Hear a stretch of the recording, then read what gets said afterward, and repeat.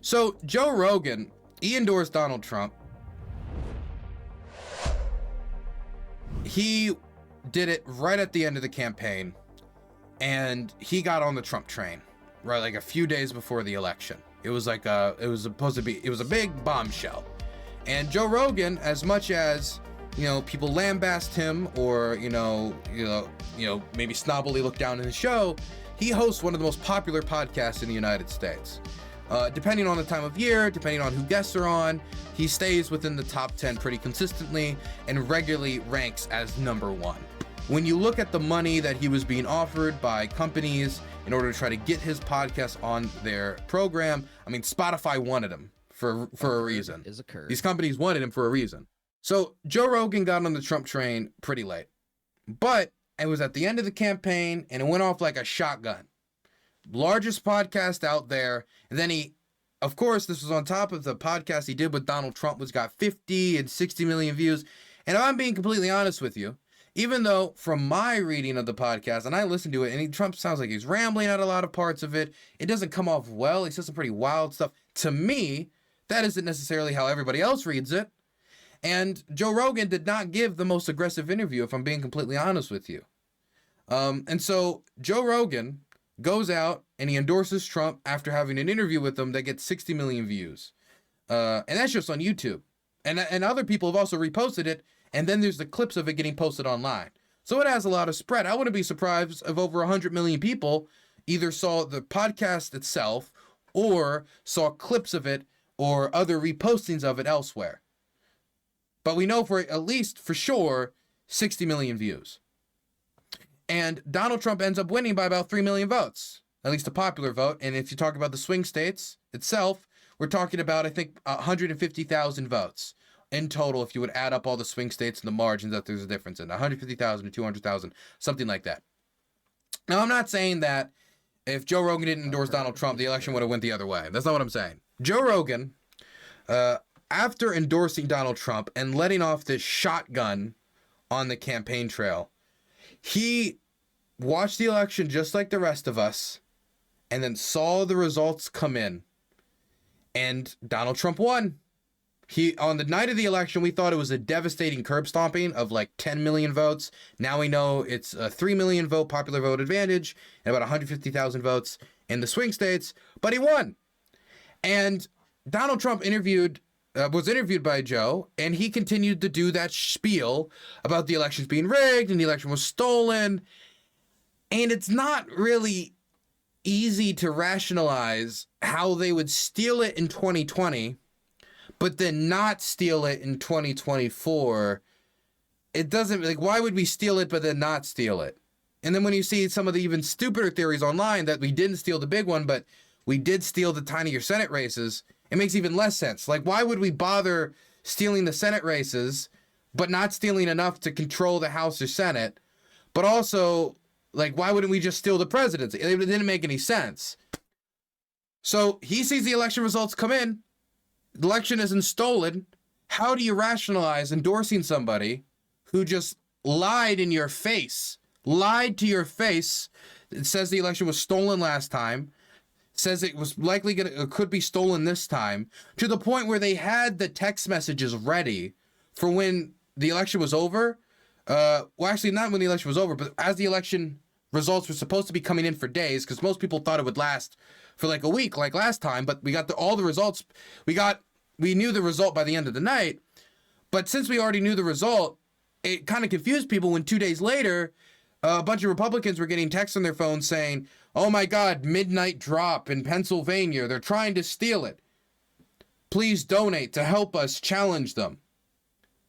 They were pre-made and pre-scheduled to be released 2 days after the election when Democratic votes in Pennsylvania were expected to increase because of mail-in ballots. But the vote was already decided. The margin was too big to bridge that gap.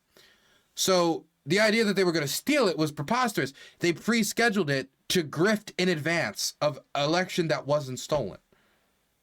So it's a grift that has made them so much money already, a grift that they continue to capitalize on and prey upon people who, out of patriotism or whatever reason, they think that they are defending democracy by trying to stand up to a stolen election to the point that they're storming the Capitol and getting put in prison over it, and then Trump repeats that lie to you, I would be angry. I would be angry. Like, it wasn't stolen. I thought it was going to be stolen. I thought they stole. Why would they steal it last time and not this time? What's going on? I thought it was stolen. Did you lie to me? Joe Rogan acknowledges that this was a lie. Look at how he reacted to it. So, turns out voting works. It's real. As much as we fucking thought they had it rigged, as much as we thought there was shenanigans and bullshit and it's just a puppet show and there's no way anybody could buck the system, turns out voting is still real. How is that funny? How is that funny? A lot of Republicans went into this election genuinely thinking that they were standing up for democracy in some way by voting for Trump because it was stolen last time and they're persecuting him so bad and this is a vote for the whatever. And they were doing that because they were tricked. They were lied to. They were grifted upon. And they solicited donations, they solicited their vote based upon lies.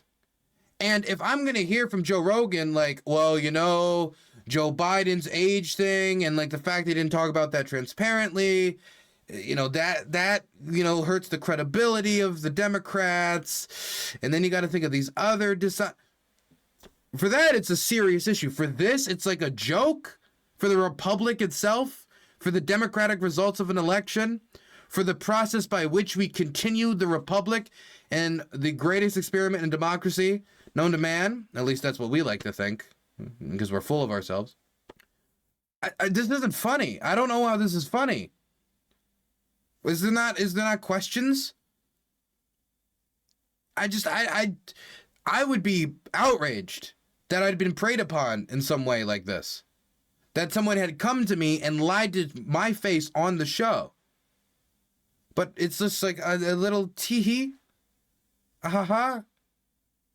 Where's the Joe Rogan that I saw challenging Steven Crowder on the legalization of marijuana on his show? Where's the Joe Rogan that I've seen stand up to BS on his show when BS is brought out and it's something that he cares about? Where's that Joe Rogan? I care about the continuation of the Republic. I'm sure Joe Rogan believes America should continue to survive, and I think that its democratic foundation is what, you know, makes America America. You take out the republicanism out of America, we don't got some ethnicity to unite us all. We don't got like this national identity born out of, you know, us all being of the same race or creed or religion. The main value of the United States has to be its democratic principles. You take that away, and there's other things. We've built culture in ways. We've mixed culture that has spread around and is in many ways beautiful. But without that democratic foundation, what fundamentally makes America America is sabotaged. It is, to me, and you guys don't have to agree with this, it is the issue. But it's funny. And it hurts. This hurts me. And it hurts me because I think that Joe Rogan has had a record of being actually quite progressive on a lot of issues. I mean, he supported Bernie Sanders back in 2016. And I believe he might have supported Bernie Sanders in 2020. Bernie Sanders, his ideology is as far away from Trump as you can imagine, outside of the general fact that they both could be labeled populist-esque. Very different types of populists, but populist-esque. Their solutions are totally different. Joe Rogan believed in single-payer healthcare. And I think that being around people like Dana White, who Joe Rogan said and admitted pressured him to come out and endorse Donald Trump, the head of the UFC, Dana White, big Trump ally. I think the associates he's put around himself pushed him to make a decision that he regularly wouldn't do, because he regularly doesn't endorse a candidate come election season. He didn't endorse anybody in 2020. As far as I know, he didn't endorse anybody in 2016. So this is a break that was suggested to him by people like Dana White. And to get across my point that I think it's these associates with him, here is a compilation of different moments where Joe Rogan talked about his political ideology and his leanings and his beliefs before, and try to compare this with the policy agenda of Donald Trump. What Donald Trump believes and has said he's going to pass during his administration. I really believe if Michelle Obama runs, she wins. She's good. She's great. She's the wife of the best president that we have had in our lifetime. I've never voted right wing in my life. I consider universal basic income a really good idea. I want free college education. Take it easy. Hello, Bernie. How are you, Joe? Wonderful. Pleasure to meet you. Nice to meet you. I like Tulsi and I like Bernie. That's it. Oh, yeah? Everybody else can eat shit. Look at you, fucking progressive. Yeah. I think I'll probably vote for Bernie. I think he's looking out for the interests of the working people. And I think he wants people to have a better life and do better. And I'm all for that. And if that means I have to pay more in tax, like people think, oh, you're a socialist. I've heard people say that. Oh, you're a fucking socialist, bro. Like, first of all, he's not even a socialist.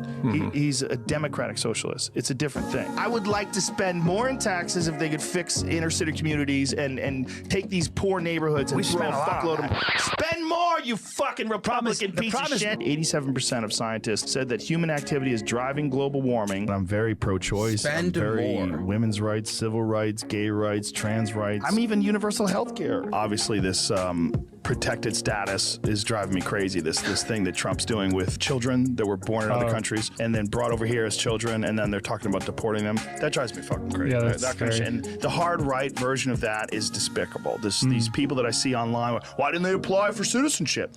Oh, who knows? Maybe because they're fucking 13. I don't give a fuck if they broke the law. You don't take parents and kids and separate them. You just fucking don't. You know Alonzo? No, who's that? A funny comedian. Yeah. He said, he goes, not all Donald Trump supporters are racist, but all racists are Donald Trump supporters. Oof, that did not age well.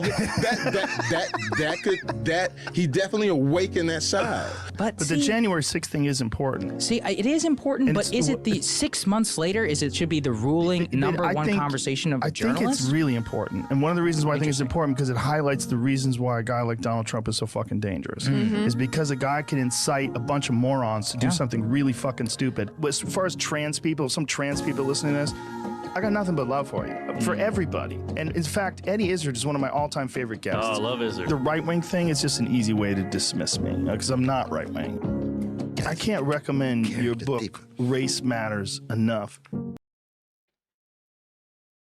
There's nothing in here that sounds remotely close to the campaign that he ended up endorsing. There's no policy take on, nothing. This is all what you would call standard in the United States as progressive, standard progressivism.